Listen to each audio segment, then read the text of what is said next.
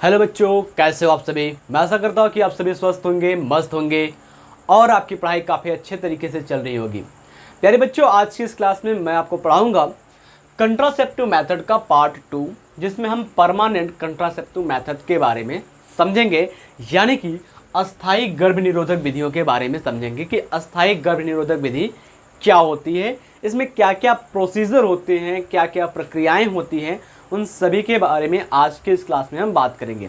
लेकिन थोड़ी सी बात मैं आपको रिकॉल करवा दूं, यानी कि पुरानी बातें जो मैंने यहाँ पर पढ़ा था कंट्रासेप्टिव मेथड में, उन सभी चीज़ों को एक बार मैं आपका रिवीजन करवा दूं, तो काफ़ी अच्छे तरीके से आप इसमें लय बना पाएंगे परमानेंट मेथड पढ़ने के लिए। चलिए शुरू करते हैं रिकॉल करना। तो हमने ये बताया था कि जो कंट्रासेप्टिव मेथड होता है, यानी कि गर्भनिरोधक विधि जो होती है, वो यूज़ किया जाता है अगर कोई इंसान बच्चा पैदा नहीं करना चाहता है या दो बच्चों के बीच में गैप करना चाहता है। जैसे एक बच्चा पैदा हो गया इस मंथ में, अब वो चाहता है कि हमारा जो अगला बच्चा हो वो 6 साल, 7 साल या 4 साल के बाद पैदा हो, तो वो कंट्रासेप्टिव मेथड का यूज कर सकता है। या फिर कोई ऐसा इंसान है जो बच्चा पैदा कर चुका हो, 2 बच्चे 3 बच्चे उसके हो चुके हैं और वो अब नहीं चाहता कि उसके बच्चे पैदा हो, तो वो क्या करता है, कंट्रासेप्टिव मेथड यानी कि गर्भ निरोधक विधियों का यूज करता है। तो गर्भ निरोधक विधि दो प्रकार की होती है। एक होती है आपकी टेम्प्रोरी, यानी कि जिसको हम कहते हैं अस्थायी विधि। दूसरा होता है परमानेंट, यानी कि अगर हम बात करते हैं तो ये होता है अस्थायी विधि। तो वापस से अगर हम टेम्प्रोरी की बात कर लेते हैं बेटा, तो टेम्प्रोरी में दो तरीके होते हैं। पहला जो होता है वो होता है नेचुरल, यानी कि प्राकृतिक, जहां पर रिदम मेथड यानी कि जिसको हम कैलेंडर करते हैं। कोइटस इंटरप्चर, यानी कि वीर्य स्खलन से पहले आपके लिंग को महिला के वेजाइना से बाहर निकाल लेना है। अगला अगर हम इसमें बात कर रहे हैं तो लैक्टेशनल एमिनोरिया, यानी कि दुग्धस्राव, ये टेम्प्रोरी मेथड के नेचुरल वाले में आ जाएगा, यानी कि अस्थायी विधि के प्राकृतिक विधियों में आ जाएगा। और अगर हम बात करें दूसरा होता है टेम्प्रोरी में बैरियर, जिसको आज हम थोड़ी सी देखेंगे, उसके बाद हम परमानेंट की ओर चलेंगे, क्योंकि लास्ट वीडियो में हमने बैरियर मेथड के बारे में डिस्कस नहीं किया था। तो बैरियर मेथड में बात कर रहे हैं बेटा, तो बैरियर मेथड के अंदर यहाँ पर ढेर सारे डिवाइस आते हैं, यानी कि युक्तियाँ आती हैं, कुछ केमिकल्स आते हैं, कॉन्डम्स आते हैं, इन सभी का यूज किया जाता है बैरियर मेथड में। ठीक है, देन उसके बाद अगर हम बात कर रहे हैं परमानेंट मेथड में, तो हमने आपको बताया था कि परमानेंट मेथड में दो चीज़ें होती है। एक तो वैसेक्टोमी और दूसरा होता है ट्यूबेक्टोमी, यानी कि एक होता है नर नसबंदी और दूसरा होता है मादा नसबंदी। नर नसबंदी के अंदर क्या करते हैं, नर के जो जनन अंग होते हैं उसके अंदर जो शुक्राणु को ले जाता है, यानी कि वास डिफेंस जो होता है, शुक्रवाहिनी जो होता है, उसको काट करके किसी स्थान से बांध देते हैं ताकि शुक्राणु आगे की ओर ना जा पाए। दूसरी बात अगर हम बात करें मादा नसबंदी में, तो मादा नसबंदी में क्या करते हैं, मादा की जो अंडवाहिनी होती है, जिसको हम फैलोपियन ट्यूब कहते हैं, उसको कट करते हैं और कट करने के बाद बांध देते हैं ताकि ओवम और स्पर्म आपस में मेट ना कर पाए, फर्टिलाइजेशन की प्रोसेस रुक जाए। तो इस तरीके से हम प्रिवेंट कर सकते हैं फर्टिलाइजेशन को, फर्टिलाइजेशन होने से रोक सकते हैं, जिससे कोई फीमेल प्रेग्नेंट होने से बच जाएगी। ये सभी चीज़ें थी। तो अब हम बात कर रहे हैं सबसे पहले जो हमने पिछली क्लास में आपको बताया था, टेम्प्रोरी मेथड में हमने आपको कुछ नेचुरल मेथड बताया था, वो चीज़ें मैंने आपको बता दिया। अब यहाँ पर अगर हम बात कर रहे हैं तो वहाँ से जो कुछ चीज़ें बची थी, यानी कि बैरियर मेथड, बाधा विधि जो बची थी, उस बाधा विधि की थोड़ी सी हम बात कर लेते हैं। फिर इसके बाद चलते हैं हम परमानेंट मेथड की बात करते हैं कि परमानेंट मेथड क्या होता है, अस्थायी विधि क्या होता है। देखिए, तो यहाँ पर हम बात कर रहे हैं, ये आपका हमने बताया था आपको कि नेचुरल मेथड होता है, यानी कि देखो टेम्प्रोरी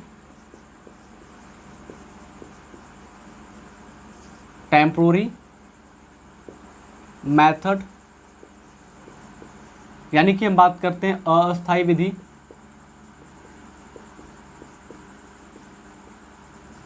और दूसरा हमने बताया था आपको परमानेंट मेथड।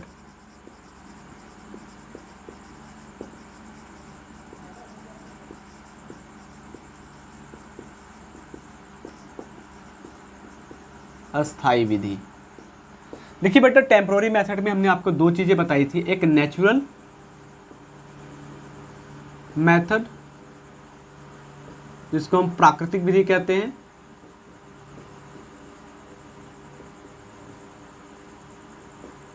और दूसरा हमने बताया था आपको बैरियर मेथड,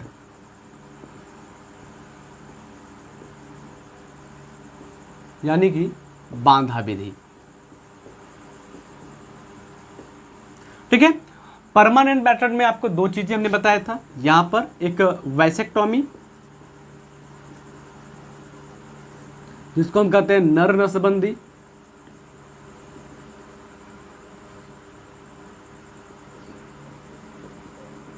और दूसरा मैंने आपको बताया था ट्यूबेक्टोमी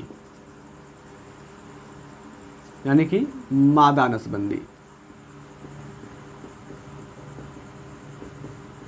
नर नसबंदी और मादा नसबंदी। तो अभी हम बात कर रहे हैं, तो हमने पहले क्लास में क्या पढ़ लिया था, ये प्राकृतिक विधि यानी कि टेम्पररी मेथड के अंदर हमने पहला पढ़ लिया था प्राकृतिक विधि क्या होता है। आज हम उसी के सीरीज में दो चीजें पढ़ेंगे, एक बैरियर मेथड पढ़ेंगे और पूरी की पूरी परमानेंट मेथड पढ़ेंगे। चलिए शुरू करते हैं आज की इस क्लास को। तो हम यहाँ से एक बाउंड्री लाइन बना देते हैं ताकि आपकी पॉइंट्स मिक्स ना हो पाए। ठीक है,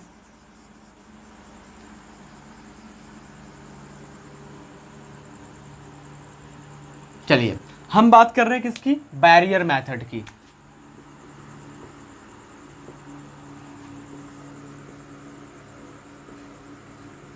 बैरियर मेथड यानी कि बांधा विधि। देखिए सिंपल सी बात करते हैं हम यहाँ पर। तो जो बैरियर मेथड होता है बेटा, ये करता क्या है, इसका काम क्या होता है, ये प्रिवेंट करता है फर्टिलाइजेशन को, यानी कि निषेचन की क्रिया को रोकने का काम करता है। ठीक है, ये क्या करता है, प्रिवेंट करता है, प्रिवेंट फर्टिलाइजेशन।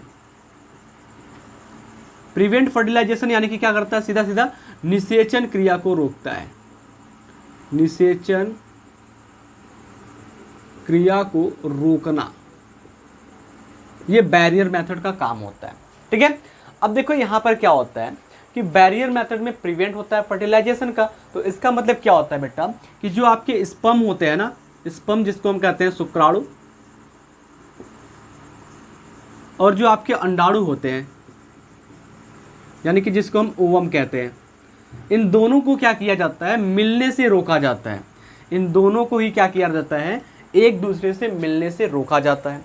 जब ये एक दूसरे से मिल नहीं पाते तो फर्टिलाइजेशन नहीं होता है।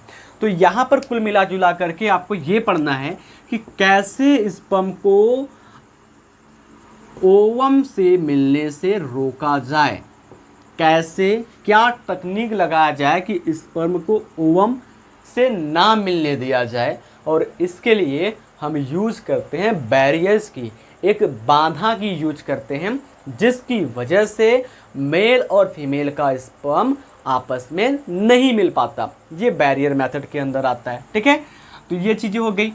ठीक, अब अगर हम बात करें तो बैरियर मेथड के अंदर यानी कि बाधा विधि के अंदर किन किन वस्तुओं का या किन किन यंत्रों का हम उपयोग करते हैं, इसको समझ लेते हैं। देखिए सबसे पहले अगर हम बेटा बात कर रहे हैं बैरियर विधि में कौन कौन से चीजें यूज किए जाते हैं, use things use in barrier method, हम लिखेंगे things use in barrier method, things use in barrier method. ठीक है, बैरियर मेथड के अंदर कौन कौन सी चीजें यूज की जाती है उसकी बात कर रहे हैं। ठीक है, यानी कि हम बात कर रहे हैं बाधा विधि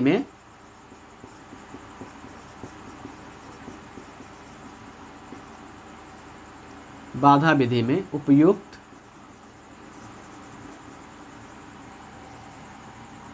सामग्री। कौन कौन सी सामग्री बाधा विधि में यूज की जाती है। देखो सबसे नंबर 1 पर बेटा बात कर रहे हैं तो यहां पर आता है कॉन्डम। ठीक है, कौन सा आता है, कॉन्डम्स आते हैं। ठीक है, कॉन्डम आता है। अब कॉन्डम भी बात करें तो कॉन्डम दो तरीके के हो जाते हैं। एक तो आपका हो जाता है मेल कॉन्डम, मेल कॉन्डम यानी कि नर कॉन्डम, और दूसरा बेटा आपका आ जाता है फीमेल कॉन्डम जिसको हम कहते हैं फेमशील्ड।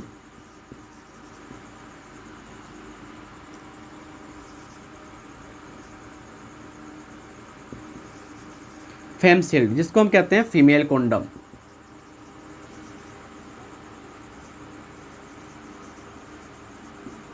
यानी कि मादा कॉन्डम। मादा कॉन्डम। ये चीज़ हो गई। दूसरी जो इसमें डिवाइस यूज की जाती है वो होती है सर्वाइकल कैप। ठीक है, सर्वाइकल कैप।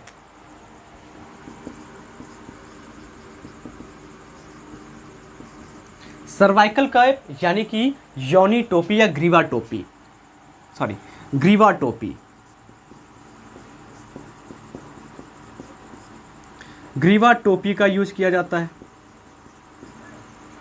उसके बाद हम बेटा बात करें तो इसके अंदर यूज किया जाता है वॉल्ट का। किसका? वॉल्ट का। इसको हम वॉल्ट ही कहते हैं, वॉल्ट का यूज किया जाता है। फिर उसके बाद हम बात कर रहे हैं तो यहां पर कुछ केमिकल्स का यूज किया जाता है। केमिकल्स यानी कि रसायन का। फिर बात करते हैं बेटा तो यहां पर यूज किया जाता है इंट्रायूटेराइन डिवाइसेस यानी कि अंतः गर्भाशयी युक्तियां। इंट्रायूटेराइन डिवाइसेस यानी कि अंतः गर्भाशयी युक्तियां उपयुक्त की जाती हैं। आगे हम बात कर रहे हैं हार्मोनल डिवाइस। हार्मोनल डिवाइसेस यानी कि हार्मोनल युक्तियां।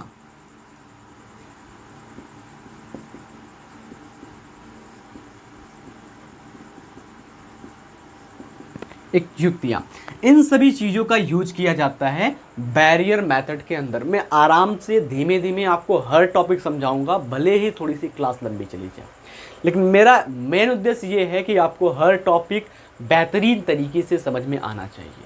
ठीक है, चलिए। तो मैंने क्या बताया कि कौन कौन सी चीज़ें यूज की जाती है बाधा मेथड में। तो बाधा मेथड में यूज की जाती है पहले नंबर पर कॉन्डम, जो दो प्रकार के होते हैं, एक मेल कॉन्डम और एक फीमेल कॉन्डम। फीमेल कॉन्डम का नाम याद रखिएगा, उसको हम फैम सील्ड कहते हैं, ये क्वेश्चन के रूप में आ सकता है। ठीक है। दूसरी हम बात करें सर्वाइकल कैप यानी कि ग्रीवा टोपी। तीसरी बात करें वोल्ट, जिसको हम वोल्ट ही कहते हैं। ठीक है। उसके बाद हम बात कर रहे हैं केमिकल्स यानी कि रसायन, चौथे नंबर पर। पांचवें नंबर पर यूआईडीज यानी कि इंट्रायूटेराइन डिवाइस, जो गर्भाशय के अंदर बैठाया जाता है। उसके बाद हम बात करें छठे नंबर पर, तो छठे नंबर पर आता है आपका हार्मोनल डिवाइस यानी कि हार्मोनल युक्तियां आती है। इतनी बातें आपको समझ में आई, इतनी बातें आप अच्छे से याद कर लीजिए। यहाँ पर अगर हम बेटा बात कर रहे हैं कॉन्डम क्या होता है, तो कॉन्डम की बात कर रहे हैं, यहाँ पर हम आ जाते हैं, लिखते हैं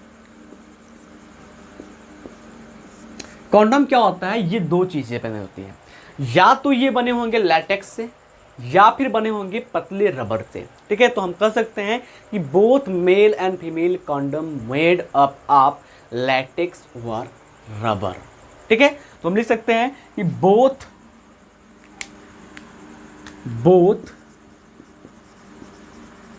male and female condom made up of latex और रबर। ठीक है, हम बात कर सकते हैं कि दोनों नर एवं मादा कंडोम रबर या लैटेक्स के बने होते हैं, ठीक है। अब देखो यहां पर एक क्वेश्चन यहां से एराइज होता है कि जो आपका आरसीएच प्रोग्राम है, reproductive and child health care programme है, उसमें जो आपकी गवर्नमेंट है एक पॉपुलर ब्रांड रखी हुई है, उस पॉपुलर ब्रांड का नाम क्या है उसको देखेंगे। तो क्वेश्चन ये बनता है कि the popular brand use in RCS programme of government.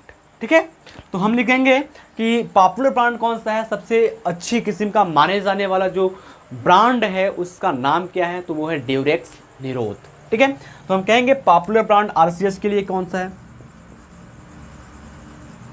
Popular brand. ठीक है, popular brand use in RCH programme of government. Government का पॉपुलर ब्रांड कौन सा है, तो इसको भी जान लीजिए, ड्यूरेक्स। निरोध जो होता है वो क्या है, पॉपुलर ब्रांड है गवर्नमेंट्स का। ये बातें समझ में आई भैया। कॉन्डम क्या होता है, एक लाइन की डेफिनेशन है, आप लिख सकते हो। अब दूसरी बात इसके हम समझ लेते हैं कि ये रीयूजेबल नहीं होते हैं। पहली पॉइंट तो ये हो गई कि ये बने किस चीज़ के होते हैं। दूसरी पॉइंट ये हो गई कि ये गवर्नमेंट के आरसीएस प्रोग्राम में कौन सा पॉपुलर ब्रांड है। तीसरी पॉइंट हम बात कर रहे हैं तो ये रीयूजेबल नहीं होते हैं। It is not reusable, it is not reusable, यानी कि दोबारा उपयोग में नहीं लाया जाता, दोबारा उपयोग में नहीं लाया जाता। बात समझ में आया बेटा। अगर एक बार आपने एक कॉन्डम का यूज कर लिया तो उसका दोबारा उपयोग नहीं करोगे, दोबारा इसका यूज नहीं किया जाता। तो फटाक से आप इसका नोट कर लीजिए, स्क्रीनशॉट ले लीजिए। फिर हम चलते हैं अगले पॉइंट की ओर, समझते हैं जो आपका दूसरा मेथड यूज किया जाता है वो है आपका कॉन्डम। कॉन्डम के बाद सर्वाइकल कैप की बात कर रहे हैं।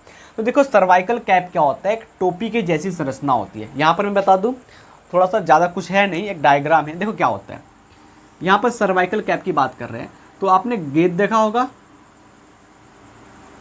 इस प्रकार से, इस प्रकार से एक कैप होता है। अब इसको क्या करते हैं, ऐसे पिचकाते हैं और पिचका करके क्या करते हैं, सर्विक्स के अंदर डाल देते हैं। ठीक है, कैसे डालते हैं, सर्विक्स के अंदर डाल देते हैं। अब इससे होगा क्या कि जो मेल का स्पर्म होता है ना, वो मेल का स्पर्म फीमेल के ओवम के साथ फर्टिलाइज्ड नहीं हो पाता, फ्यूज नहीं हो पाता। सेम उसी प्रकार से हम अगर वॉल्ट की बात कर रहे हैं तो ये भी होती है ऐसी ही, बट इसकी जो संरचना होती है वो थोड़ी सी ऐसी होती है और इसका भी यूज ऐसे ही किया जाता है। ये क्या है आपका, ये आपका सर्वाइकल कैप। ठीक है, सर्वाइकल कैप, और ये है आपका वॉल्ट। ठीक है, तो दोनों ही ऐसे होते हैं और इनका यूज क्या किया जाता है, स्पर्म को ओवम के पास पहुंचने से रोकने के लिए किया जाता है। इसको ऐसे पिचकाते हैं, पिचकाने के बाद फीमेल के योनि की सहायता से उसके ग्रेवा यानी कि सर्विक्स में इंसर्ट कर देते हैं ताकि स्पर्म जो है वो आगे ना जा पाए सेक्सुअल इंटरकोर्स के दौरान संभोग करने के समय। समझ में आया। ये तो हमारा ऐसे कॉमन सा है, इसके बारे में ज़्यादा क्वेश्चन नहीं बनता।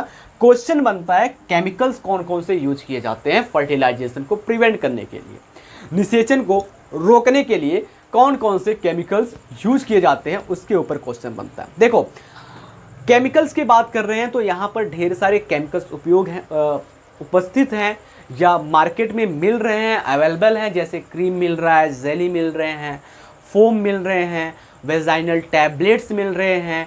ठीक है, इन सभी का यूज किया जाता है फर्टिलाइजेशन को रोकने के लिए। कौन कौन से चीज़ें मिल रही हैं, किस तरीके से मिल रही हैं, इन सभी की डिटेल मैं यहाँ पर लिख रहा हूँ। चलिए फटाक से आप इसको नोट कर लीजिए। फिर इसके बाद हम बात कर रहे हैं अगले पॉइंट की ओर। जो अगला पॉइंट आपका है वो है आपका केमिकल्स। कौन कौन से केमिकल्स यूज किए जाते हैं फर्टिलाइजेशन को प्रिवेंट करने के लिए। देखिए हम बात कर रहे हैं chemical use to prevent fertilisation, chemical use to prevent fertilisation. निषेचन को रोकने के लिए रसायन का उपयोग, निषेचन को रोकने के लिए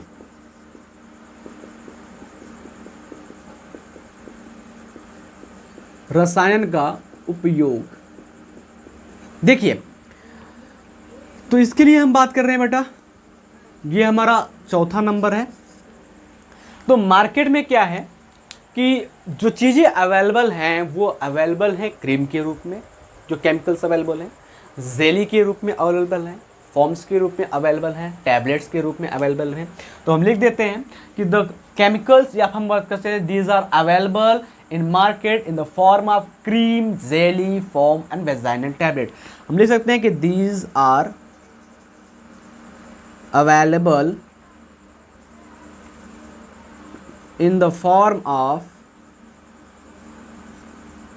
in the form of cream, jelly, foams and vaginal tablet. Vaginal tablets के रूप में ये क्या है, मार्केट में उपलब्ध हैं। यानी कि हम बात सकते हैं ये क्रीम, जेली, फोम तथा यौनी गोलियां या गोलियों के रूप में उपलब्ध हैं।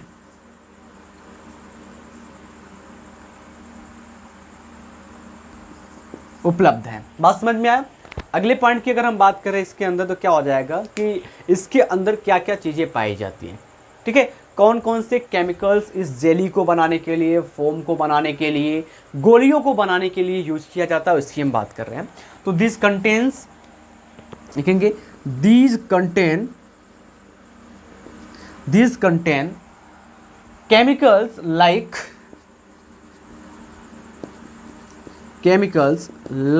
यानी कि ये जो हमने बताया जेली, क्रीम, फोम, योनी गोलिया, यानी कि यहाँ पर क्रीम, जेली, जो आपका फोन है, वेजाइनल टैबलेट है, इन सभी को बनाने के लिए कौन कौन से केमिकल्स हैं मार्केट में हम बात कर रहे हैं।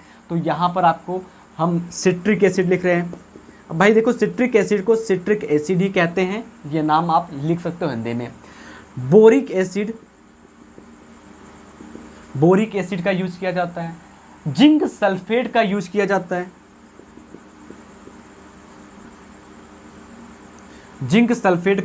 जाता है, इन सभी टैबलेट्स को, जेली को, फोम को, क्रीम को बनाने के लिए।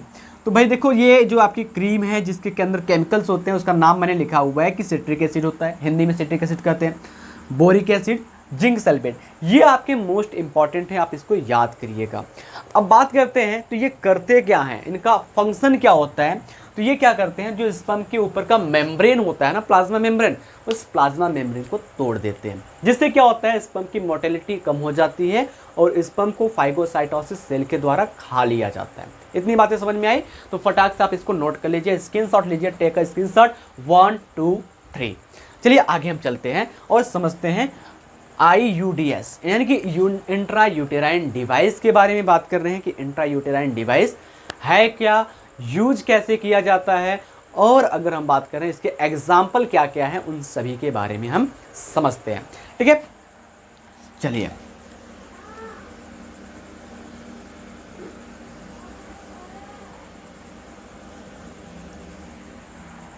हम बात कर रहे हैं यहाँ पर इंट्रा यूटेराइन डिवाइस की। ठीक है, कौन सा नंबर है, 5वां, IUDs। ठीक है, इंट्रा यूटेराइन डिवाइस,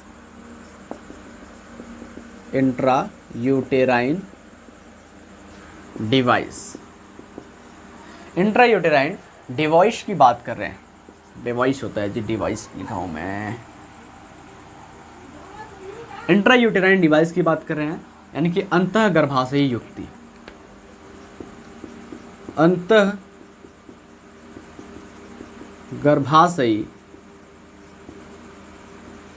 युक्ति की बात कर रहे हैं बेटा।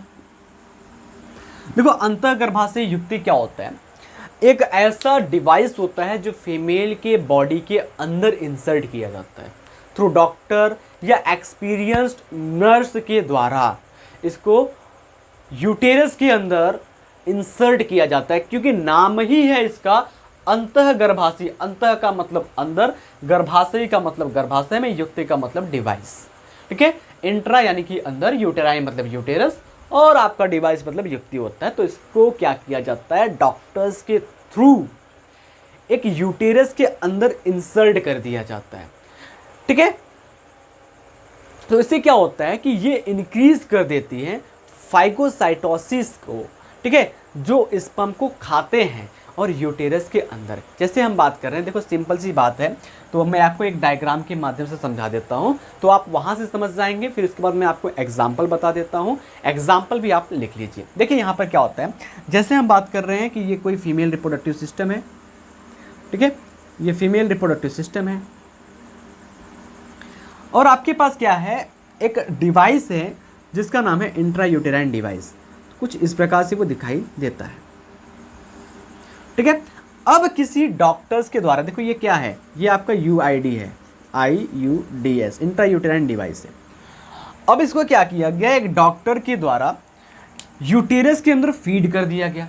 जब यूटेरस के अंदर फीड कर दिया गया तो ये क्या करेगा, इस यूटेरस की जो दीवारें होती हैं, गर्भाशय की जो दीवारें होती हैं, इस गर्भाशय की दीवारों पर पाए जाते हैं फाइगोसाइटोसिस सेल, यानी कि भक्षकाणु कोशिकाएं पाई जाती हैं जो स्पर्म का भक्षण करती हैं। तो क्या करेगा, ये फाइगोसाइटोसिस सेल की संख्या को बढ़ा देगा, ठीक है। फाइगोसाइटोसिस सेल की संख्या को बढ़ा देगा। जब फाइगोसाइटोसिस सेल की संख्या बढ़ जाएगी बेटा, तो स्पर्म जो होता है वो फाइगोसाइटोसिस कोशिकाओं के द्वारा खा लिया जाएगा। और साथ ही साथ क्या करते हैं, ये जो आपकी डिवाइस है ना, ये जो यूटेराइन डिवाइस है, ये रिलीज करती है कॉपर आयन, ठीक है। क्या करती है, रिलीज, पूरे यूटेरस के अंदर कॉपर आयन को रिलीज कर देगी। जब ये कॉपर आयन को रिलीज करती है बेटा, तो कॉपर आयन को रिलीज करने के बाद होता क्या है, जो स्पर्म होती है ना, स्पर्म की जो मोटिलिटी होती है, यानी कि गति करने की जो क्षमता होती है, वो गति करने की क्षमता कम हो जाती है, ठीक है। और इसके बाद क्या हो जाता है, फर्टिलाइजेशन करने की भी क्षमता क्या हो जाती है, कम हो जाती है। और अगर हम बात कर रहे हैं तो ये क्या है, सबसे अच्छा अंतःगर्भाशयी युक्ति है जो प्रेगनेंसी को रोक सकता है कुछ समय के लिए, जब तक आपकी इच्छा हो। ये यूज़ किया जाता है दो बच्चों के बीच में गैप करने के लिए। तो अगर हम बात कर रहे हैं तो यहाँ पर कौन कौन से टाइप्स हैं यूआईडीज़ के, हम उनकी बात कर रहे हैं, ठीक है। लेकिन सबसे पहले अगर हम बात करें, ये डायग्राम मैंने आपको समझाया, लेकिन लिखने के लिए हमने आपको कुछ नहीं बताया, तो उसकी हम बात कर लेते हैं। तो यहाँ पर उसको भी समझ लीजिए। तो आप लिखेंगे कैसे, उसको देखिए। लिखने के लिए क्या हो जाएगा कि दीज डिवाइस आर इंसर्टेड, लिखिए आप, these device are inserted by doctors and expert nurse in the uterus through vagina. पहला पॉइंट ये हो गया। दूसरी आप लिखेंगे कि IUDs increase phagocytosis of sperm within the uterus and the copper ion released suppress the sperm motility and the fertilization capacity of sperm, ठीक है। इतनी पॉइंट हो गई। मैं हिंदी वालों को भी बताऊंगा, अभी लिखो। आगे बात कर रहे हैं कि यूआईडीज जो होती हैं are ideal contraceptive for the female who wants to delay pregnancy or gap between children, ठीक है, बच्चों के बीच में गैप करने के लिए। अगली अगर हम बात कर रहे हैं तो it is one of the most widely accepted method of contraception in India. यानी कि हम बात कर रहे हैं कि जो आपका यूआईडीज होता है वो सबसे ज़्यादा स्वीकृत गर्भ निरोधक विधि है भारत के अंदर। अब हिंदी में कैसे लिखना है इसको भी बता देते हैं कि जो आईयूडीज होते हैं, यानी कि अंतःगर्भाशयी युक्तियों को डॉक्टर या नर्स के द्वारा गर्भाशय के अंदर बैठाया जाता है। अगले पॉइंट में लिखेंगे कि अंतःगर्भाशयी युक्ति गर्भाशय के अंदर शुक्राणु के भक्षक कोशिकाओं की संख्या को बढ़ाता है। अगले पॉइंट में लिखेंगे कि ये गर्भाशयी युक्ति से कॉपर आयन मुक्त होता है जो इस शुक्राणु के गति को धीमी कर देता है। अगले पॉइंट में लिखेंगे कि जिससे शुक्राणु में निषेचन क्षमता कम हो जाती है। फिर आगे लिखेंगे कि ये जो है सबसे अच्छा गर्भ निरोधक युक्ति है जो प्रेगनेंसी को लेट करता है या दो बच्चों के बीच में गैप करवाता है। अगले पॉइंट में लिखेंगे आप कि ये जो डिवाइस है ये पूरे भारत में सबसे ज़्यादा स्वीकृत है। इतनी बातें हो गई। अब चलिए आगे की हम बात कर रहे हैं कि टाइप्स ऑफ आईयूडीएस, यानी कि हम बात कर रहे हैं जो आपके इंट्रायूटेराइन डिवाइस है, इसके टाइप क्या है। देखो अगर हम बात करें टाइप्स की बात करें तो एक नॉन मेडिटेटेड होता है। नॉन मेडिटेटेड का मतलब क्या होता है भाई, बिना चिकित्सक वाला होता है, बिना किसी परेशानी को इसको गर्भाशय के अंदर बैठा सकते हैं, जिसका एग्जाम्पल है लिप्स लूप, लिप्स लूप नाम का एक लिप्स लूप नाम का क्या है, एक आईयूडी है, ठीक है। उसको बिना किसी मेडिटेशन के या बिना डॉक्टर के पास गए कोई फीमेल इजीली यूज कर सकती है। दूसरा है कॉपर रिलीजिंग आईयूडीज, यानी कि कॉपर आयन को मुक्त करने वाली अंतःगर्भाशय युक्ति, जिसमें आपका कॉपर टी आता है, कॉपर 7 आता है, मल्टीलोड 375 आता है। फिर उसके बाद हम बात कर रहे हैं हार्मोन रिलीजिंग यूआईडीज, जो हम आपको यहाँ पर लिख दिए हैं छठे नंबर पर, हार्मोन रिलीजिंग यूआईडीज। इसके बारे में भी हम आपको चर्चा करके बताएंगे, ठीक है। हमने आपको एग्जाम्पल के तौर पर, या फिर हम टाइप्स की बात कर रहे हैं, तो टाइप्स क्या हो जाएंगे इसकी, टाइप्स ऑफ IUDs की बात कर रहे हैं, यानी कि अंतःगर्भाशय युक्ति की, अंतःगर्भाशय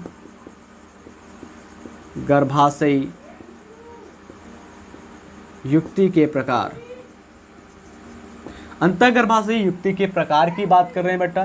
तो प्रकार में क्या हो जाएगा, देखिए नंबर 1 पर हमने आपको बताया कि नॉन मेडिटेटेड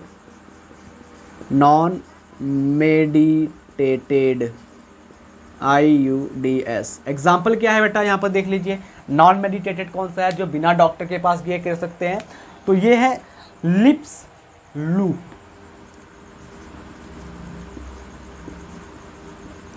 लिप्स लूप, ठीक है। स्पेलिंग थोड़ा सा मिस्टेक है, लिप्स लूप। उसके बाद बेटा बात कर रहे हैं दूसरे नंबर पर, जो है वो कॉपर रिलीजिंग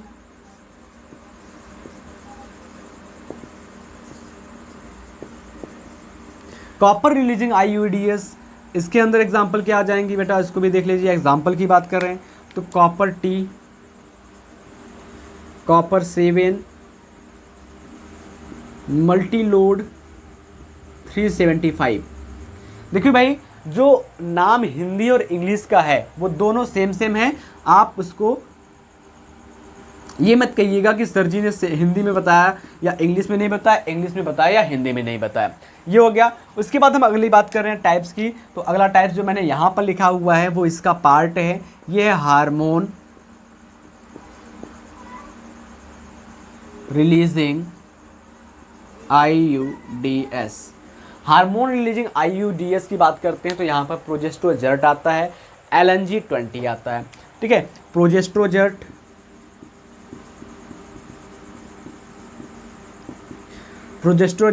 एंड LNG-20।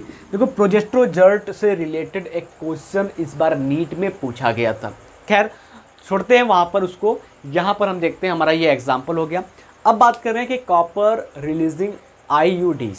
अब ये क्या करते हैं, तो हम कॉपर रिलीजिंग IUDs को सामान्यतः कॉपर TS के नाम से जानते हैं। अब ये क्या करते हैं कि कोई फीमेल अगर चाहती है कि उसकी प्रेगनेंसी कम समय के लिए रुके, ठीक है, तो क्या होगा, उसको छोटे डिवाइस की यूज़ करनी पड़ेगी। अगर ज़्यादा समय के लिए रोकती है तो उसको बड़े डिवाइस का यूज़ करना पड़ेगा, मतलब उसका डोज बढ़ाना पड़ेगा। देखो ये करते क्या है, जो कॉपर रिलीजिंग डिवाइस होते हैं ना, वो per day 50 gram copper ion को रिलीज़ करते हैं, ठीक है। 50 ग्राम कॉपर आयन को रिलीज़ करते हैं, जिससे 50 ग्राम नहीं 50 mg, मिलीग्राम, ग्राम कहेंगे ज़्यादा हो जाएगा, 50 मिलीग्राम कॉपर आयन को रिलीज़ करते हैं। अब ये क्या करता है, वो एक टॉक्सिक की तरह काम करता है स्पर्म के लिए, एक जहर की तरह काम करता है स्पर्म के लिए। अब अगर हम बात करें तो ये क्या करता है, जब जहर की तरह स्पर्म के लिए काम करेगा, शुक्राणु के लिए काम करेगा, तो शुक्राणु को आगे जाने से क्या करेगा, ये रोकेगा। तो एग्जाम्पल मैंने आपको बताया कि शुक्राणु को जब आगे जाने से रोक देगा तो भाई फर्टिलाइजेशन होगा। मान लीजिए आपका वो जो ओवम है यहाँ पर है और स्पर्म यहाँ पर है। अब स्पर्म जा रहा है, ठीक है, स्पर्म जा रहा है और ओवम जो है वो रिलीज होकर के इंतज़ार कर रही है, यानी कि दुल्हन जो है वो इंतज़ार कर रही है दूल्हे का, ठीक है। अब इसके इंतज़ार का जो समय है वो मात्र 24 घंटा है और इसके पहुंचने का जो समय है वो बहुत धीमे है। तो ये जा रहा है। अब धीरे धीरे क्या हो रहा है, जा रहा है और इसकी गति जो है वो धीरे धीरे कम होती चली जा रही है। तो इस प्रकार से जो ओवम होगा वो स्पर्म के पहुंचते ही क्या हो जाएगा, ख़त्म हो जाएगा। तो स्पर्म भी बीच रास्ते में क्या होगा, खत्म हो जाएगा, क्योंकि इसकी गति तो खत्म हो गई है ना, गति कम हो गई, तो धीरे धीरे ये बीच रास्ते में खत्म हो जाएगा, स्पर्म भी खत्म, ओवम भी खत्म हो जाएगा, तो फर्टिलाइजेशन नहीं हो पाएगा। तो एग्जाम्पल मैंने आपको बताया कॉपर टी, ठीक है, copper T 20, multi load copper T 25 250, multi load copper T 375। मैं एक बार फिर से एग्जाम्पल में आपको और ज़्यादा लिख देता हूँ। तो यहाँ पर पहले आप टाइप्स को नोट कर लीजिए। टाइप्स अगर आप नोट कर चुके हैं तो मैं आगे की ओर चलता हूँ और यहाँ पर एग्जाम्पल को लिख करके बताता हूँ। देखिए हमने क्या बताया, कॉपर रिलीजिंग आयन के बारे में बताया। तो कॉपर रिलीजिंग आयन के बारे में बात कर रहे हैं, Cu कॉपर रिलीजिंग आयंस के बारे में बात कर रहे हैं। तो कॉपर रिलीजिंग आयन क्या करता है भाई, ये क्या करता है, स्पर्म की मोटिलिटी को कम करता है, फर्टिलाइजेशन को रोकता है। यहाँ पर एग्जांपल में और भी ज़्यादा लिख देता हूँ। देखो कॉपर T20 पूरा नाम है, कॉपर टी आप भी कह सकते हो, कॉपर T20 भी कह सकते हो। कॉपर T20 हो गया। मल्टीलोड कॉपर 7, ठीक है, सॉरी मल्टीलोड कॉपर T20 250, यहाँ पर नाम क्या हो जाएगा, मल्टीलोड कॉपर T250, ये हो गया। फिर इसके बाद हम बात करें तो Multiload copper T375, Multiload copper T375, ठीक है। उसके बाद क्या आता है, कॉपर T380, ठीक है। उसके बाद क्या आता है, कॉपर 7। देखो जैसे जैसे आपको हम बात कर रहे हैं, ज़रूरत पड़ेगी कि भाई प्रेगनेंसी हमको और डिले करना है, प्रेगनेंसी और डिले करना है, उसी हिसाब से आप इस डिवाइस को यूज कर सकते हैं। कोई भी फीमेल है उस डिवाइस को यूज करके प्रेगनेंसी को डिले कर सकती है। समझ में आया, ये आपका हो गया इंट्रायूटेराइन डिवाइस। तो अब हम बात करेंगे हार्मोन रिलीजिंग डिवाइस के बारे में। तो फटाक से अगर आपने इस पॉइंट को नहीं लिखा है तो एक बार लिख लीजिए, क्योंकि मैं आपको जा रहा हूं एक डायग्राम बना करके समझाने हार्मोन रिलीजिंग डिवाइस के बारे में, ठीक है।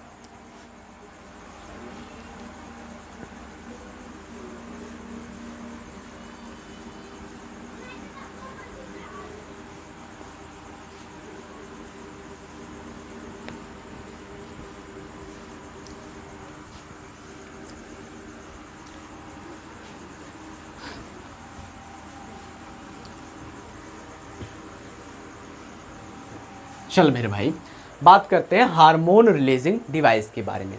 देख हार्मोन रिलीजिंग डिवाइस क्या होता है मेरे भाई, इसका शेप जो होता है वो टीके जैसा ही होता है। नॉर्मली जैसा शेप होता है इसका टीके जैसा ही होता है। अब इसको कहाँ यूज करते हैं, कैसे यूज करते हैं, इसका फंक्शन क्या होता है, इससे क्या निकलता है, कब निकलता है, क्या चीज़ें ये रोकता है, क्या चीज़ें ये इंक्रीज़ करता है, क्या चीज़ें ये डिक्रीज़ करता है, इन सभी फलाना ढिंकाना के बारे में आज हम अभी समझने वाले हैं। तो इसके लिए ज़रूरत पड़ेगी एक फीमेल रिप्रोडक्टिव सिस्टम की, जिसको हम अपने हाथों से आराम से और जल्दी से बना लेते हैं। ये आपकी फीमेल रिप्रोडक्टिव सिस्टम हो गई, ठीक है। यहाँ पर ये इसका वॉल हो गया, जिसको हम एंडोमेट्रियम कहते हैं, ठीक। बीच में मायोमेट्रियम, इधर पेरीमेट्रियम हो गया, ठीक है। और यहाँ पर क्या हो गई, इस फीमेल की ओवरीज हो गई।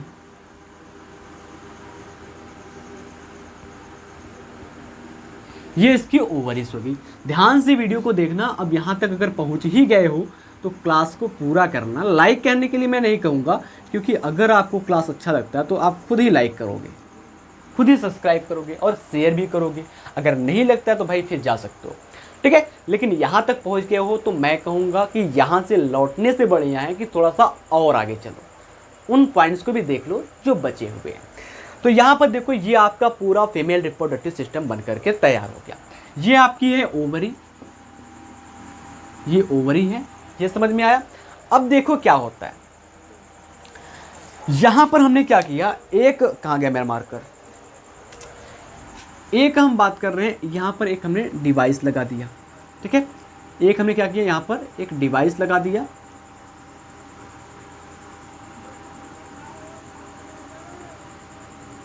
जिसका नाम क्या है, ये हार्मोन रिलीजिंग डिवाइस,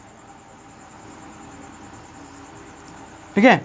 ये क्या है भाई, hormone releasing IUDs, hormone releasing IUDs, ठीक है, हार्मोन स्रावित करने वाला अंतःगर्भाशयी युक्ति है। अब ये करता क्या है मेरे दोस्त, ये काम करता है एक हार्मोन्स निकालने का,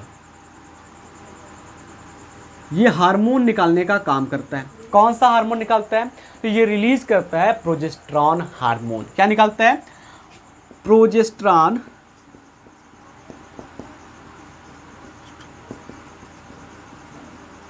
देखो मेरे दोस्त, ये प्रोजेस्टेरॉन हार्मोन हिंदी में लिखो चाहे इंग्लिश में लिखो, नाम तो प्रोजेस्टेरॉन ही रहेगा। तो ये रिलीज करता है प्रोजेस्टेरॉन हार्मोन,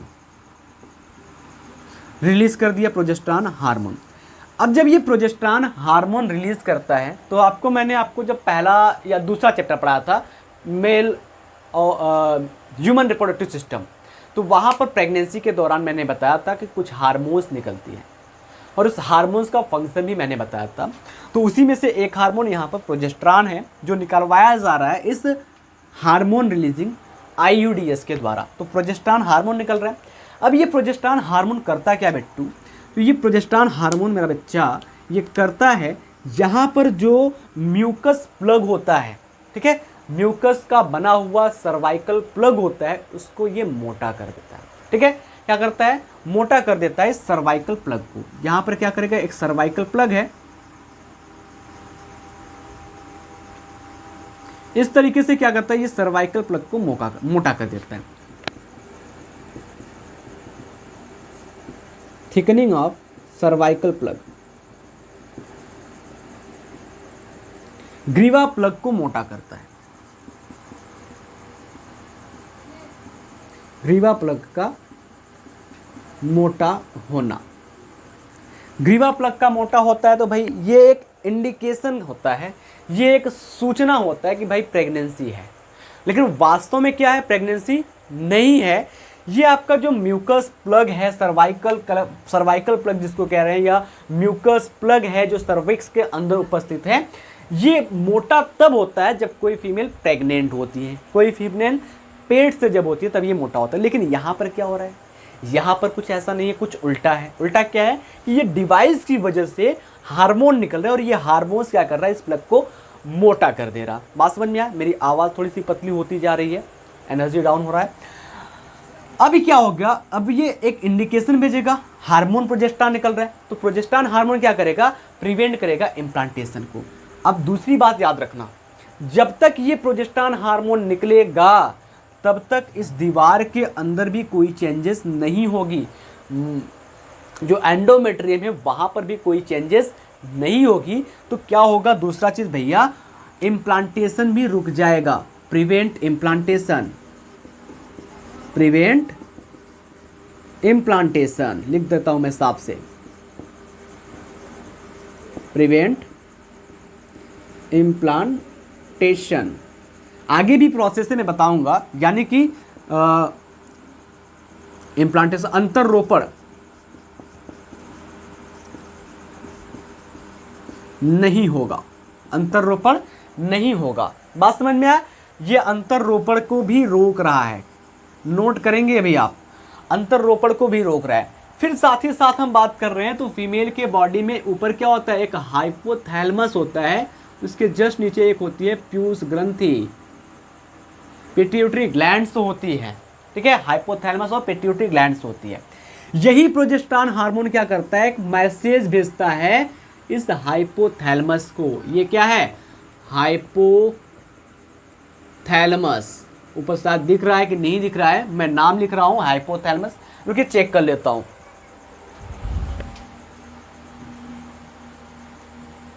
चलो दिख रहा है, हाइपोथैलेमस, हाइपोथैलेमस ग्लैंड। अब ये हाइपोथैलेमस ग्लैंड क्या करता है, हार्मोन निकालता है GnRH। एक मिनट मैं इसको फिर से मिटा करके ठीक से बनाता हूं ताकि अच्छे से क्लियर हो जाए। यहां पर देखो, ये है हाइपोथैलेमस,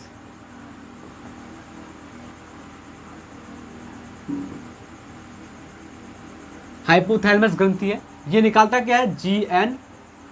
RH निकालता है, GnRH निकालता है। लेकिन यहाँ पर देखो क्या होगा, GnRH निकालता है और ये GnRH क्या करता है, पीयूष ग्रंथि यानी कि पिट्यूटरी ग्लैंड को क्या करती है, स्टिमुलेट करती है।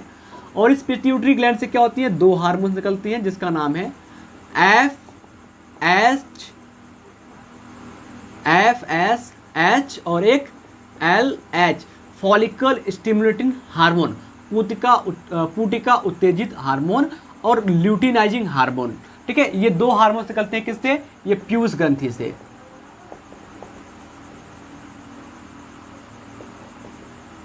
अब देखो क्या होता है, ये जो प्रोजेस्टेरॉन होता है ना, वो इनहिबिट करता है। इनहिबिट का मतलब क्या होता है, रोकता है, रुको रुको रुको, GnRH हार्मोन्स को मत निकालो। ठीक है, ये प्रोजेस्टेरॉन क्या करता है, इनहिबिट करता है। इनहिबिट करता है किसको, GnRH को, एक निगेटिव फीडबैक देता है।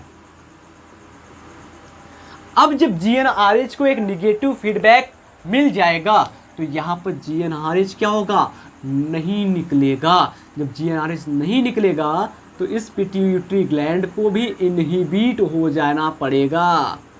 इनहिबिट हो जाना पड़ेगा। जब ये पिट्यूटरी ग्लैंड भी इनहिबिट हो जाएगा, इसको भी एक नकारात्मक संदेश मिल जाएगा, ये भी उत्तेजित नहीं हो पाएगा, तो ये FSH और LH जो हार्मोन है ये भी क्या होंगे, नॉट सिक्रीट, स्रावित नहीं होंगे। स्रावित नहीं होंगे।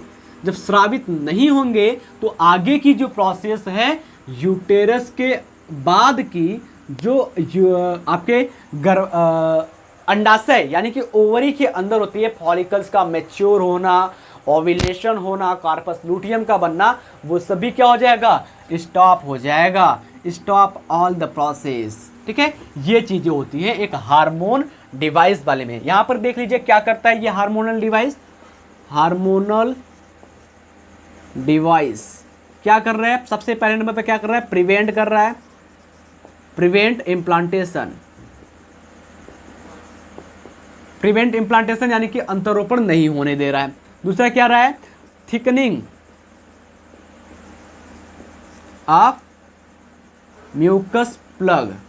म्यूकस प्लग को भी क्या कर रहा है, sorry, mucus plug of cervix.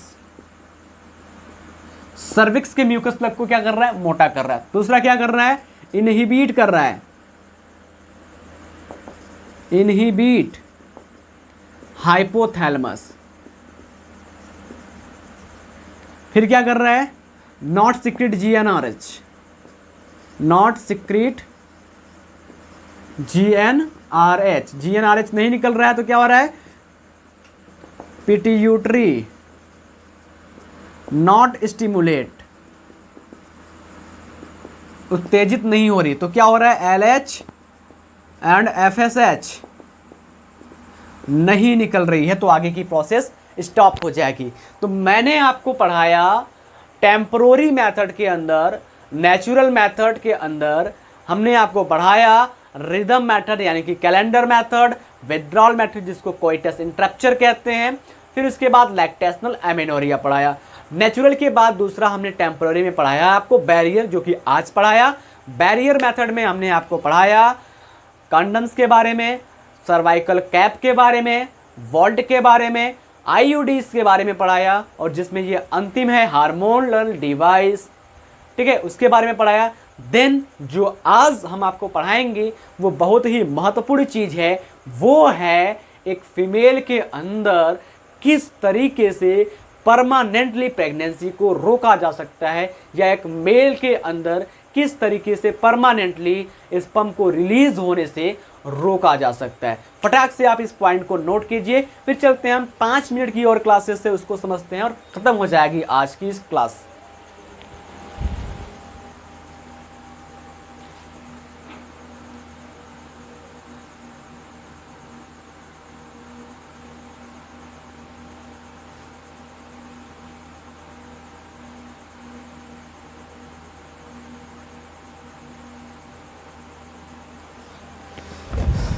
थोड़ा सा पानी पी लूँ मैं भी।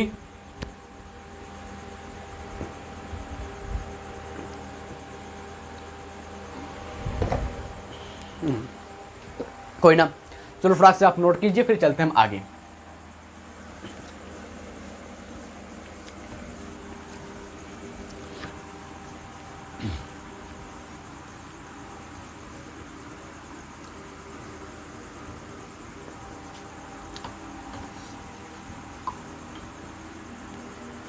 देखो बच्चा, स्कूल कोचिंग पढ़ाते पढ़ाते मैं थोड़ा सा थक जाता हूँ, और इसके लिए मेरे पास जब मैं वीडियो बनाने आता हूँ तो कभी लाइट कट जाती है, कभी थकान से एकदम बुरा हाल हो जाता है, जिस वजह से आपको रेगुलरली क्लास नहीं मिल पाता है। बट मैं प्रॉमिस करता हूँ कि एग्ज़ाम से पहले मैं आपकी पूरी सिलेबस ख़त्म करके रिवाइज़ कराऊंगा। और ये लास्ट टॉपिक है कंट्रासेप्टिव मेथड का, जो है दूसरे नंबर पर परमानेंट मेथड या परमानेंट कंट्रासेप्टिव मेथड, यानी कि हम बात कर रहे हैं अस्थाई गर्भ निरोधक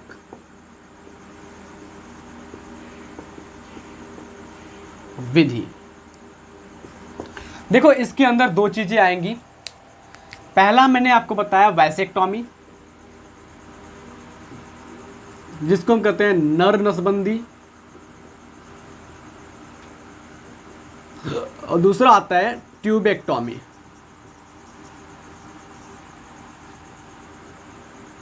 जिसको हम कहते हैं मादा नसबंदी। नर नसबंदी और मादा नसबंदी क्या होता है? देखो यहां पर, देखो क्या होता है, मैं यहीं पर लिखता हूं। जो नर नसबंदी होता है ये नर में पाया जाता है,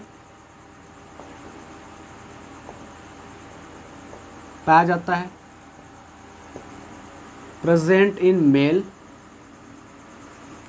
और मादा नसबंदी क्या होता है? मादा में पाया जाता है।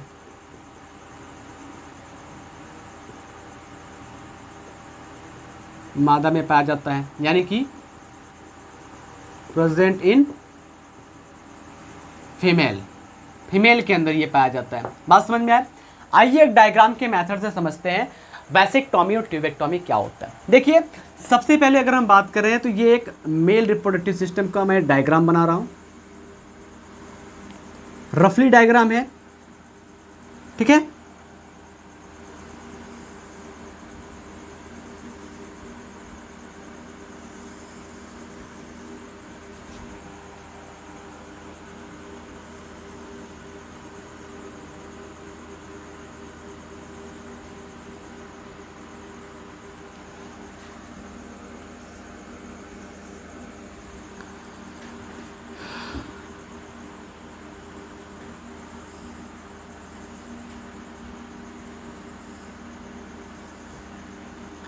इस तरीके से आपका मेल रिप्रोडक्टिव सिस्टम है, जिसको आपने सेकेंड चैप्टर में बहुत बाकायदे, बहुत अच्छे तरीके से पढ़ा था। मैंने ही पढ़ाया था और आपने अपने स्कूल कोचिंग में भी पढ़ा होगा।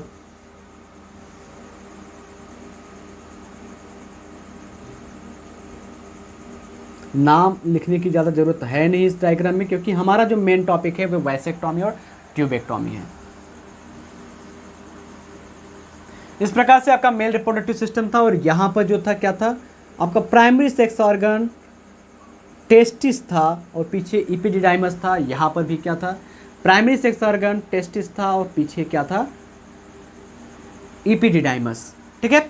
और यहाँ पर हम बात करें तो ये क्या है, वास डिफेंसिया, ठीक है, जिसको हम कहते हैं शुक्रवाहिनी। तो बेटा शुक्रवाहिनी ये हो गया। अब मेल रिप्रोडक्टिव सिस्टम के अंदर जो शुक्रवाहिनी पाई जाती है, उसी को हम किसी स्थान से काट देते हैं, ठीक है। किसी स्थान से हम इसको काट देते हैं। लियो, हमने काट दिया। अब क्या करेंगे, इसको हम ऐसे फोल्ड करेंगे, ठीक है। इस तरीके से इसको हम क्या करेंगे, फोल्ड करेंगे। फोल्ड कर दिए। फोल्ड करने के बाद हम क्या करेंगे, इसको बांधेंगे। इसको बांधेंगे। यहां पर भी वही प्रोसेस करेंगे।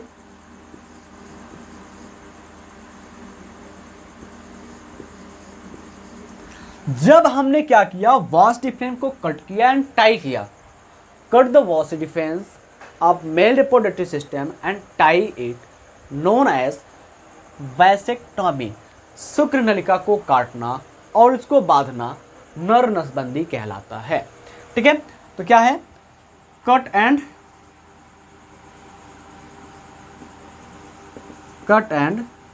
टाई, ठीक है, कट एंड टाई, ये हो गया आपका नर नसबंदी। मादा नस्बंदी की बात कर रहे हैं तो मादा नस्बंदी के लिए भी मैं डायग्राम बना लेता हूँ। देखो यहाँ पर ये एक फीमेल रिप्रोडक्टिव सिस्टम हो गया भैया प्यारा सा,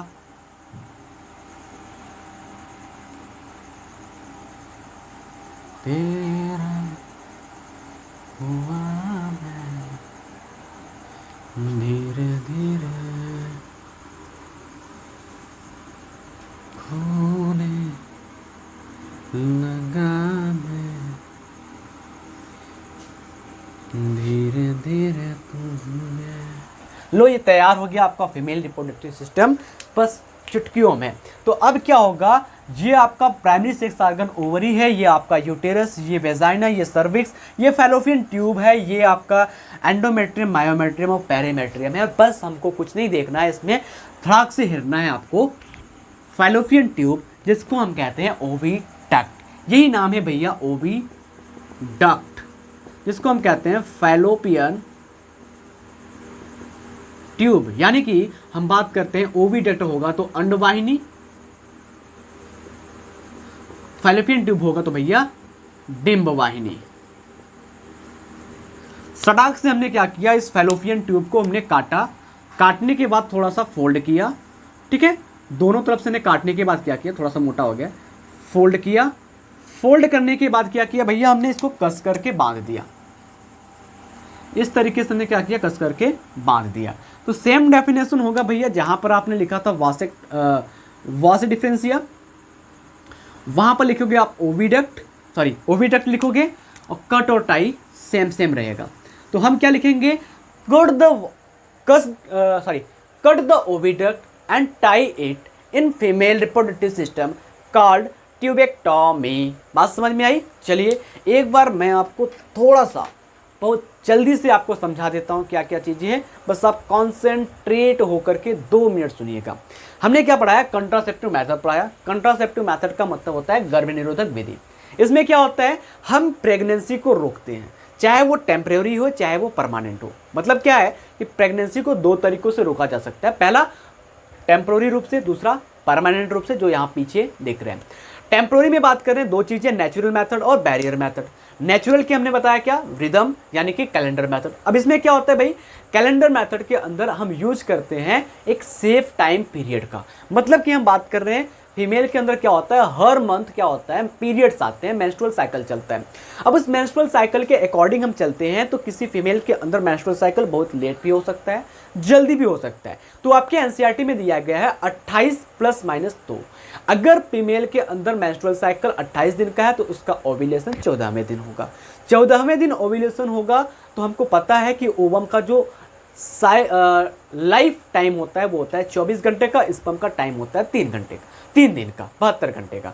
तो 14 - 3 कर लो आप, आ जाओगे आप 13 12। अगर कोई फीमेल मेल के साथ इंटरकोर्स करती है यानी कि शारीरिक संबंध बनाती है 13वें दिन, तब भी वो फीमेल क्या हो सकती है, प्रेग्नेंट हो सकती है। इधर चलते हैं, 24 घंटे का होता है, 15वें दिन सेक्स करती है, फिर भी वो प्रेग्नेंट हो सकती है। सपोज डेट अगर 2 दिन पहले ही पीरियड आ जाता है यानी कि 12वें दिन आता है, 10वें दिन अगर सेक्स कर रही है तब पर भी प्रेग्नेंट हो जाएगी। सपोज डेट 2 दिन बाद आ रहा है, 16वें दिन आ रहे हैं, तो वो 17वें दिन सेक्स करती है, तब पर भी वो प्रेग्नेंट हो जाएगी। इसका मतलब क्या है कि मेंस्ट्रुअल साइकिल के 10वें दिन से लेकर के 17वें दिन तक का टाइम पीरियड जो है वो सेफ नहीं है, ठीक है, सेक्सुअल इंटरकोर्स के लिए। दूसरा हमने क्या बताया आपको, दूसरा हमने बताया कोइटस इंटरप्चर यानी कि विथड्रॉल मेथड। इसमें क्या होता है कि जब मेल और फीमेल सेक्सुअल रिलेशनशिप बना रहे हैं, ठीक है, इसमें क्या होता है, वीर्य के स्खलन होने के पहले ही मेल अपने लिंग को फीमेल के वेजाइना से या रिप्रोडक्टिव सिस्टम से बाहर निकाल लेता है, जिससे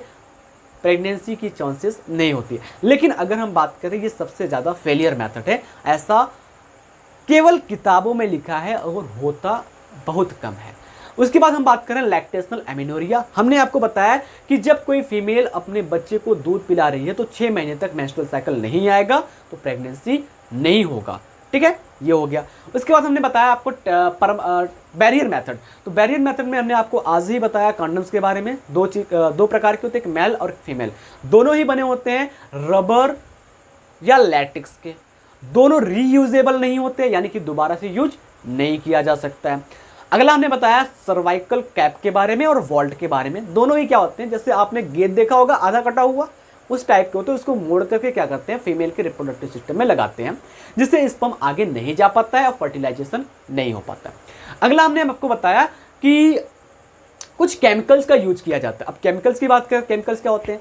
केमिकल्स जो अवेलेबल हैं वो है क्रीम के रूप में, फोम के रूप में, जेली के रूप में और कुछ वेजाइनल टैबलेट्स के रूप में यूज अवेलेबल है। अब इस केमिकल के अंदर पाया कौन कौन सा केमिकल जाता है? देखो, बोरिक एसिड पाया जाता है, ठीक है, बोरिक एसिड पाया जाता है, सिट्रिक एसिड पाया जाता है और जिंक सल्फेट पाया जाता है। अब ये करते क्या है, तो ये जो आपका स्पर्म होता है उसके मेम्ब्रेन को तोड़ देते हैं, जिससे स्पर्म की मोटिलिटी रेट कम हो जाती है। आगे हमने बताया आपको IUDs यानी कि इंट्रा यूटेराइन डिवाइस, यानी कि अंतः गर्भाशयी अस्तर के बारे में बताया हमने, सॉरी अंतः गर्भाशयी युक्ति के बारे में मैंने बताया। तो यहाँ पर क्या होता है, ये जो अंतः गर्भाशयी युक्ति होती है इसको हम डॉक्टर्स के द्वारा या एक्सपर्ट नर्स के द्वारा क्या करते हैं, इंसर्ट करवाते हैं फीमेल के बॉडी के वेजाइना के अंदर, क्या करते हैं, इसको हम फिट करवाते हैं। अब ये करता है क्या है, ये इंक्रीज करता है यूटेरस के अंदर फाइगोसाइटोसिस सेल को, जो शुक्राणु को खाते हैं, यानी कि शुक्राणु के भक्षण कोशिकाओं को यूटेरस के अंदर, गर्भाशय के अंदर बढ़ा देता है। दूसरी बात, ये फर्टिलाइजेशन की कैपेसिटी कम कर देता है स्पर्म के लिए, ठीक है। दूसरी बात, स्पर्म की मोर्टेलिटी को कम कर देता है। अगली बात हम बात करें जो सबसे इंपॉर्टेंट चीजें हैं, ये क्या होता है, एक सबसे आदर्श गर्भ निरोधक माना जाता है दो बच्चों के बीच में गैप करने के लिए या प्रेगनेंसी को रोकने के लिए। उसके बाद हम बात करें, ये भारत के अंदर सबसे ज़्यादा यूज किए जाने वाला, सबसे ज़्यादा स्वीकृत डिवाइस है इंट्रा यूटेराइन डिवाइस। एग्जाम्पल की बात कर रहे हैं तो एग्जाम्पल में आप देखेंगे तो copper T20 Multiload, copper T250 Multiload, copper T75, copper T380, copper 7, इस प्रकार के डिवाइस मिलते हैं। लेकिन अगर हम टाइप्स की बात कर रहे हैं तो टाइप में आ जाता है नॉन मेडिकेटेड, यानी कि डॉक्टर के पास नहीं जाना है, आप डायरेक्टली इसको घर पर यूज कर सकते हैं, जिसका एग्जांपल है लिप्स लो। कॉपर रिलीजिंग आयन के बारे में मैंने बता दिया, कॉपर रिलीजिंग जो डिवाइस होते हैं वहाँ पर हमने copper T, copper T20, copper T20 बताया, कॉपर 7 के बारे में बताया, मल्टीलोड T250 के बारे में बताया हमने, ये सभी डिवाइसों के बारे में बता दिया। फिर हार्मोन रिलीजिंग की बात करें तो हार्मोन रिलीजिंग में डिवाइस होता है, वो हार्मोन रिलीज करता है प्रोजेस्टेरॉन हार्मोन को। प्रोजेस्टेरॉन हार्मोन क्या करता है, प्रिवेंट करता है इम्प्लांटेशन को, यानी कि अंतरोपण को रोक देता है। दूसरी बात करता है, वो सर्विक्स के अंदर जो म्यूकस प्लग होता है, म्यूकस प्लग को क्या करता है, मोटा कर देता है। देन वो इनहिबिट करता है हाइपोथैलेमस ग्लैंड को, जहां से स्टिमुलेशन नहीं हो पाता है पिट्यूटरी ग्लैंड का, पिट्यूटरी ग्लैंड से FSH और LH हार्मोन नहीं निकल पाते हैं और ये पूरी प्रोसेस मेंस्ट्रुअल साइकिल को स्टॉप करते हैं। देन हमने लास्ट में पढ़ा परमानेंट मेथड के बारे में, जो यहाँ पर है वैसेक्टोमी और ट्यूबेक्टोमी।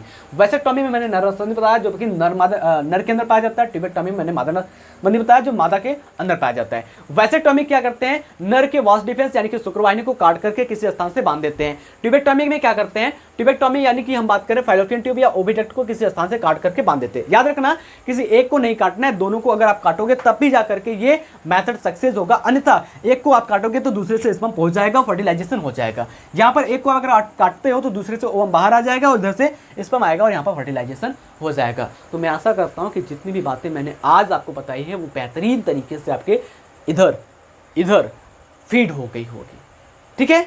तो आप इसको एक बार नोट्स बना करके वापस से रिवाइज कीजिए ताकि ये हमेशा के लिए आपके पास फीड हो जाए। मिलते हैं आपसे अगले क्लास में STD के साथ, सेक्सुअली ट्रांसमिटेड डिजीज के साथ या सेक्सुअली ट्रांसमिटेड इन्फेक्शन के साथ।